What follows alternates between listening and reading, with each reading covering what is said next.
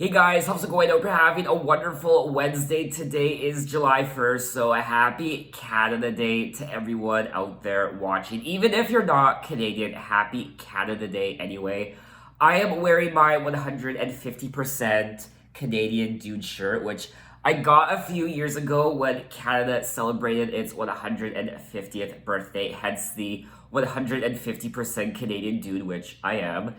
And today I will be listening to one of the greatest selling Canadian albums of all time from one of the best selling Canadian artists of all time. Not only is this one of the best selling Canadian albums of all time, it's one of the best selling albums in music history. It's in the top 15 of biggest selling albums of all time, selling 33 million copies worldwide, released in 1995, 25 years ago. Alanis Morissette's Jagged Little Pill. I will be listening to the first time today. There are a few songs on this album I've heard already, but the majority of the songs I haven't heard yet. I'm looking at the track list and there are 12 tracks. The album is 49 minutes and the tracks I've heard already is track number 2, You Oughta Know, and track number 4, Hand in My Pocket, track number 7, You Learn, and track number 10, Ironic. So the other tracks are brand new to me. And not only am I listening to this album because it's from one of the greatest Canadian artists of all time, it's one of the best-selling Canadian albums of all time, and today's Canada Day, but I also want to listen to this album because I started a new series on this channel where I will be listening to all the biggest selling albums of all time. I definitely feel like I should have made this video more Canadian with a big ass Canadian flag hanging behind me and a poutine in front of me ready to eat and some Tim Hortons. If you don't know what a poutine is, if you don't know what Tim Hortons is, look it up. But anyway, we're gonna get into the album right now with track number 1, All I Really Want.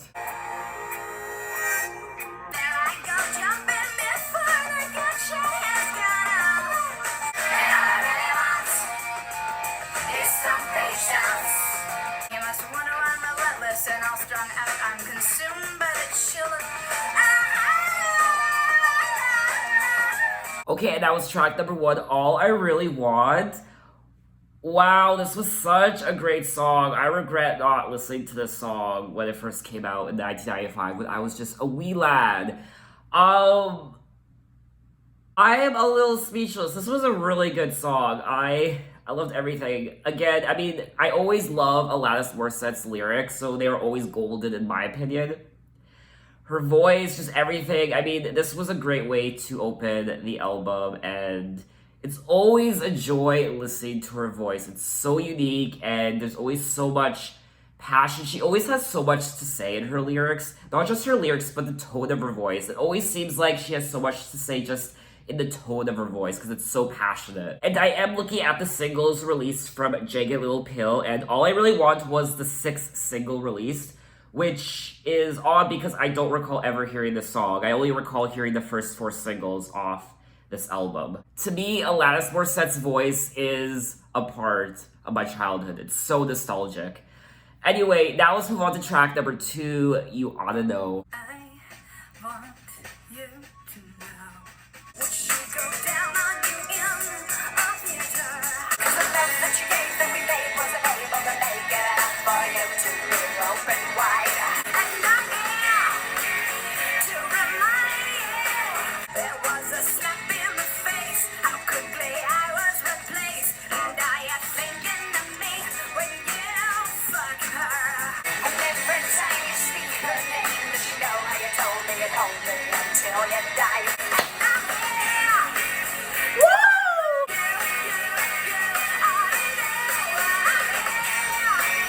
To remind you. Oughta know. Woo! I mean, what is there to say about that song? There is nothing to say about that song. It's one of my favorite Alanis Morissette songs ever. It's 10 out of 10.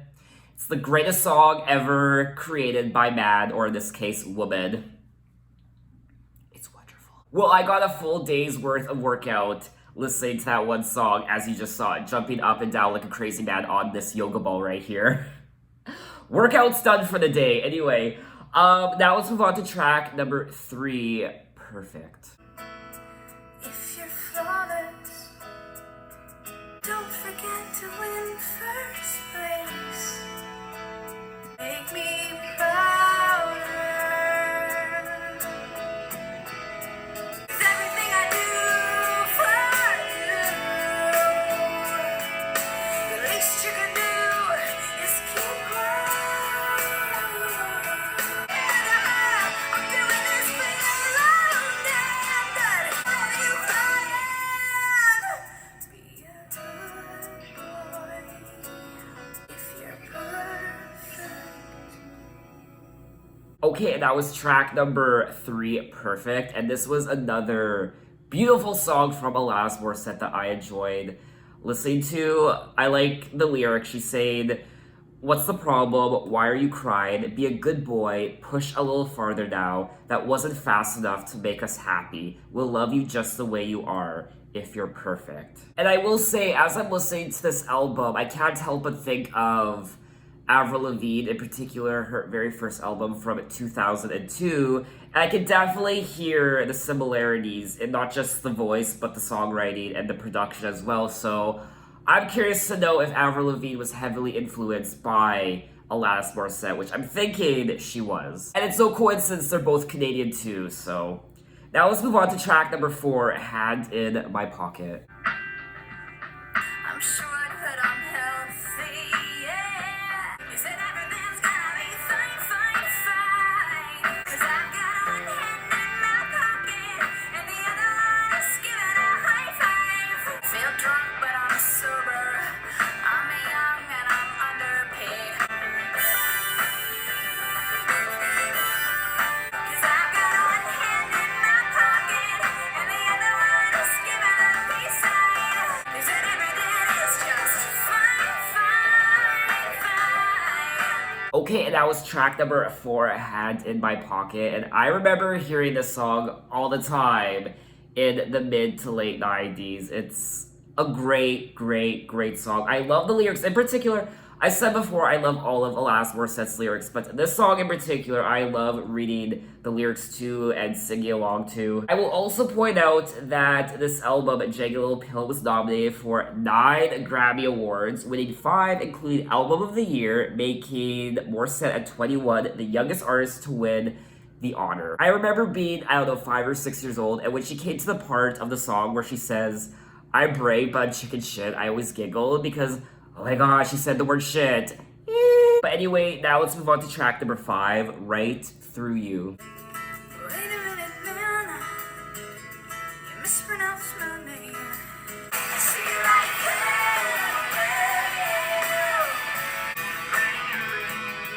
You took a long, hard look at my ass and then played golf for a while. I see you right there.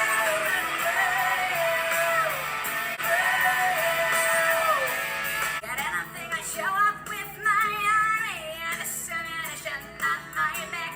I see you right there.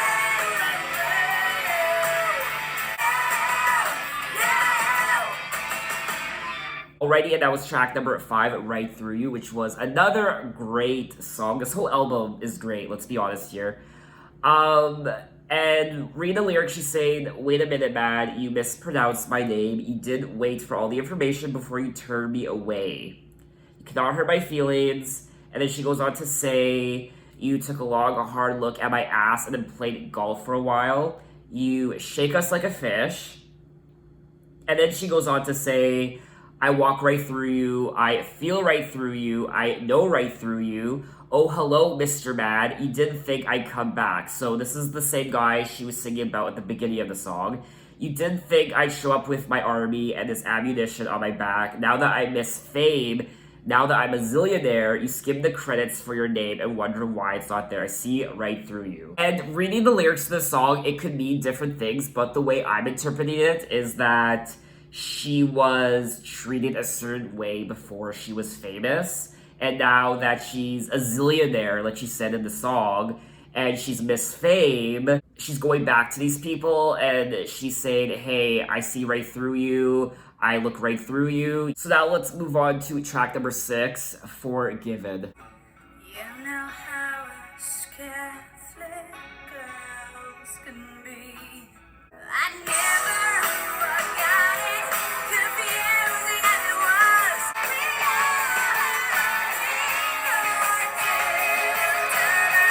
I confess my darkest deeds. A name of the Father, a skeptic and a son.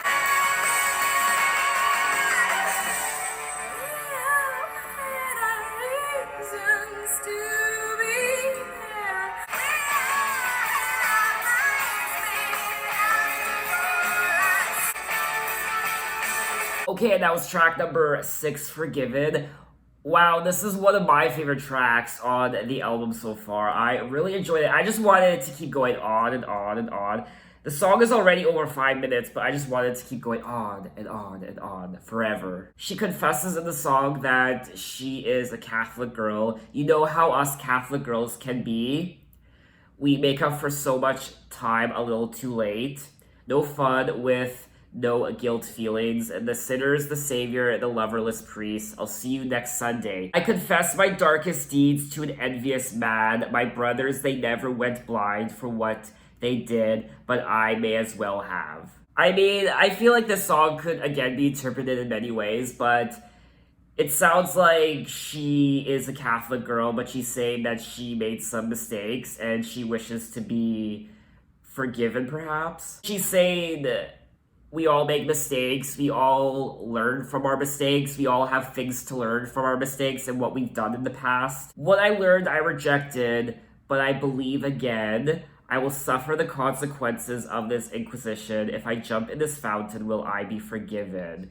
We all had our reasons to be there. When she says, what I learned, I rejected, but I believe again, is she alluding to how she was raised Catholic, but she rejected religion, but now she believes again, she has faith again, but will she suffer the consequences for rejecting faith earlier in her life and now wanting to have faith once again? So she's saying, if I jump in the fountain, will I be forgiven? I don't know, that's the way I'm interpreting the song. I could be wrong like many other times, but that's just the way I'm reading the song. So now let's move on to track number 7, You Learn, which I feel like is an interesting transition from Forgiven into a track called You Learn, because in the track Forgiven I just listened to, she does say, we all had a thing or two to learn. So now she's saying, track number 7, You Learn. So I think that's just an interesting transition there.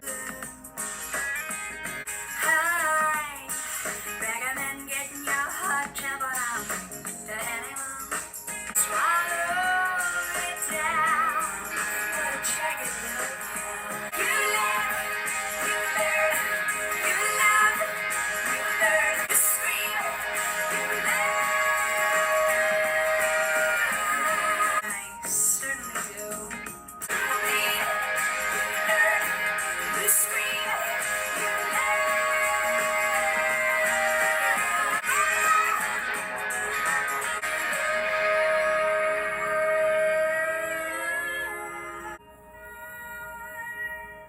Okay, and that was track number 7, You Learn. And I'm just gonna say that this song has so much more meaning when you're older. I listened to this song for the first time when I was, I don't know, 5, 6 years old. But it has so much more meaning when you're older. And it really does resonate with you. And it's very true. You live, you learn. You love, you learn. You cry, you learn. You lose, you learn. You bleed, you learn. Through every obstacle you face, you learn from it. So though it makes you feel bad, it makes you feel sad, it makes you angry, it makes you frustrated, it makes you cry, it makes you yell, it makes you scream.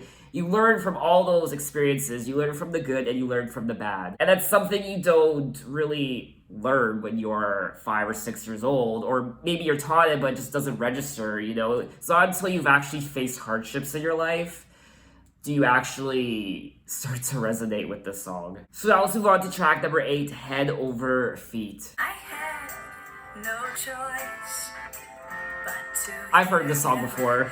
Already won me over. In spite of me, I couldn't help it.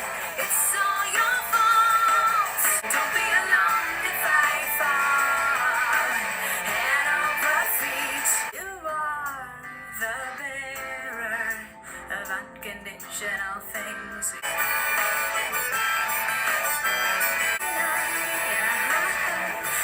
Okay, and that was track number 8, Head Over Feet. And yes, I've heard this song before.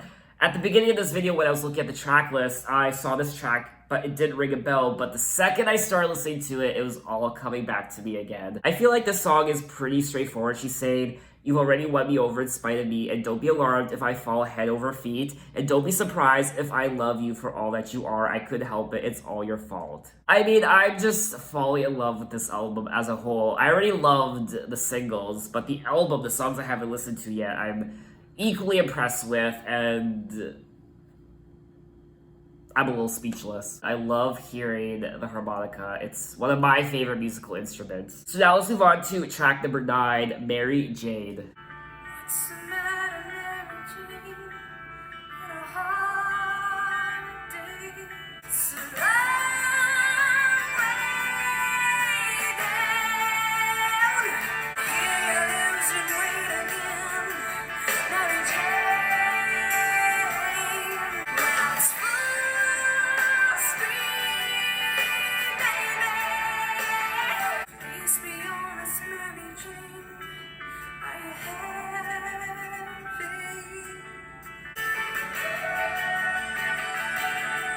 Keep trying.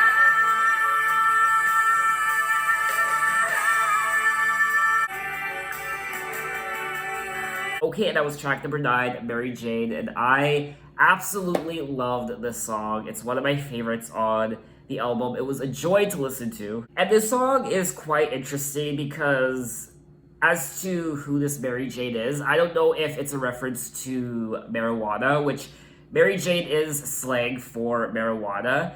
So I don't know. I mean, it could be a combination of both. Maybe this Mary Jane is a metaphor for marijuana, and Alanis is singing about the effects that's happening on her life. I hear you're counting sheep again, Mary Jane. What's the point of trying to dream anymore? I hear you're losing weight again, Mary Jane. So let's continue on to track number 10, Ironic. Hey, yeah. An old man turned 98. It's like rain on your way. And who would have thought it's bigger? He's holding life to take that flight. Goodbye, such a just singing about you and everything's okay. It's me, the man of my dreams, and I'm meeting his beautiful wife. Yeah, I really do think.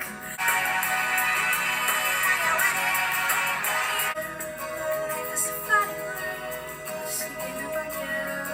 Alrighty, and that was track number 10, Ironic, which I'm pretty sure this is Alanis Morissette's most recognizable song. I'm thinking it's probably her most successful song ever, and it's probably one of the most recognizable Canadian songs ever.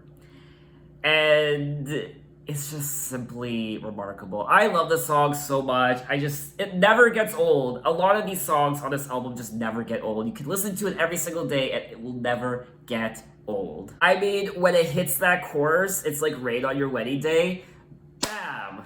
I love it. I do recall watching the music video to this song a long time ago, and Alanis Morissette's driving in a vehicle. She's winding her way down the road through the woods. I remember there was woods on both sides of her as she was driving, and there was a character in the back seat that looked like Alanis Morissette, but this person was very eclectic. They were moving their body around, they were very happy and crazy, and they were doing weird things. They were poking their head out the window, and Alanis Morissette was just driving along, looking at the rearview mirror, and this person in the backseat was just going crazy. I haven't watched that music video in a long time, so I think I have to watch it again. Anyway, let's move on to track number 11, Not the Doctor. I don't wanna be the filler if the void is solely yours. I don't wanna be your babysitter, you're a very big boy now. Visiting hours are 9 to 5, and if I show up at 6 for mine. I don't wanna be the sweeper of the eggshells that you walk upon. I don't wanna be your food or the light from the fridge on your face at midnight.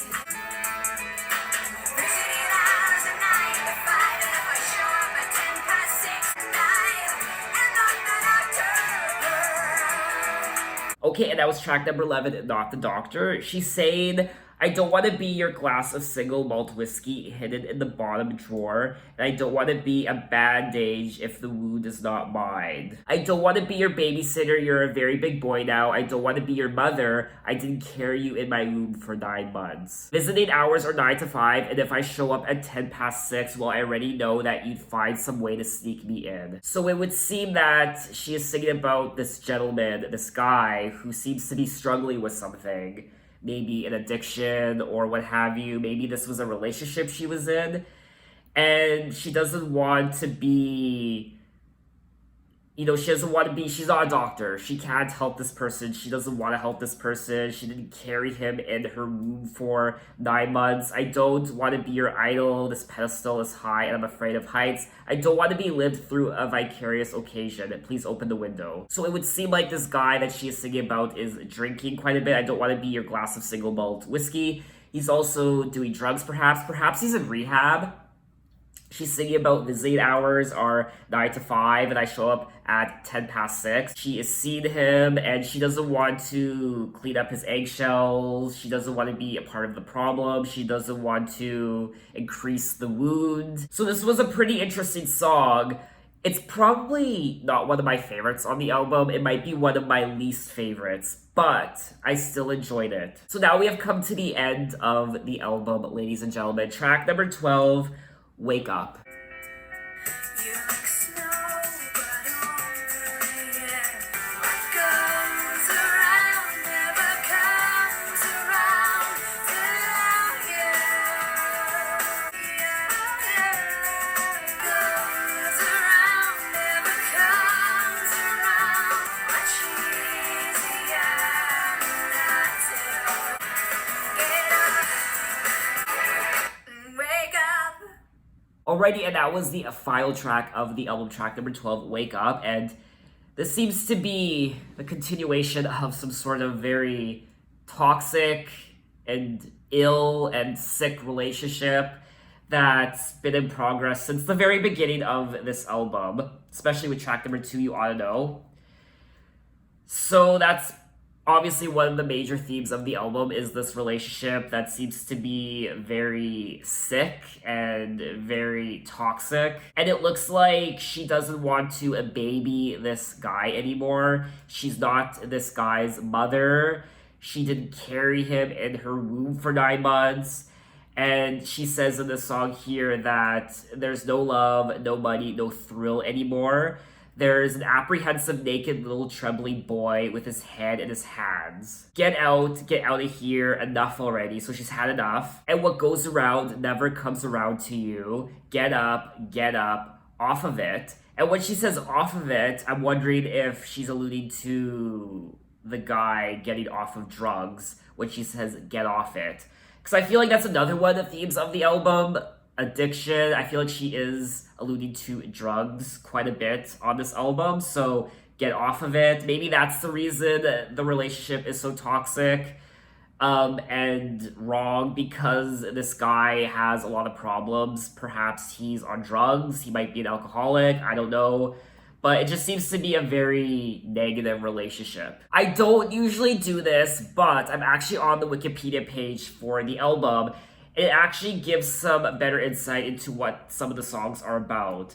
So for example, the song Right Through You is actually about sleazy record bosses who prey on female artists who they want to wide died at 69 rather than actually supporting their musical careers. And also the song Forgiven draws on Morissette's Catholic upbringing. She was told that if she wasn't a virgin when she was a teenager, then she was a whore.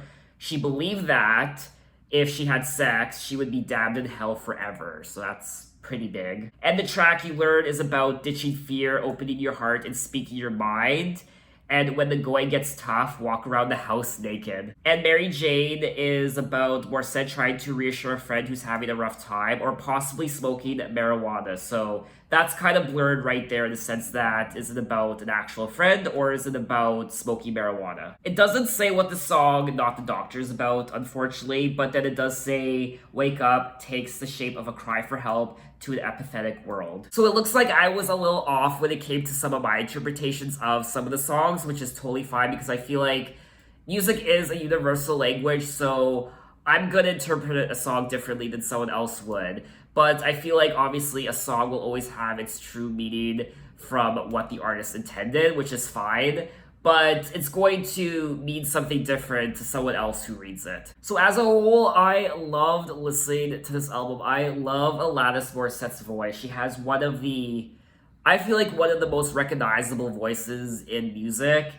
And she has such a talent. I mean, this album did so much for her. It sold 33 million copies and won so many Grammys and did so much for her life. And it was such a joy to listen to. I'm just kicking myself a little bit because I wish I had listened to this album a long time ago, but you know, I'm here finally and I enjoyed it so much. I liked all the tracks. Obviously, there are tracks I enjoy more than others, but as a whole, I love this album and I see myself listening to this album into the future and beyond. And I love the production of this album. I love the rock influence. I loved hearing the harmonica and everything, the lyrics in particular. I always love Alanis Morissette's lyrics. They're so passionate and raw and personal and cryptic at times, I won't lie. But as a whole, just a marvelous album. And now I can see why this album has sold 33 million copies worldwide. So what did you guys think of the album when you heard it for the first time, maybe 25 years ago or just recently? How does it hold up now, 25 years later? What are your favorite tracks? And yeah, I think that's all I wanted to say. So thanks for watching, guys. You can find me on Instagram, you can find me on Twitter, you can message me, you can tell me other artists I should check out. I'm open to any artists for any decade. You can find me on Apple Music, you can check out my playlist and so on and so forth. So thanks for watching. If you live in Canada, have an amazing Canada Day. Hopefully you see some fireworks today and have a wonderful rest of the year. Take care.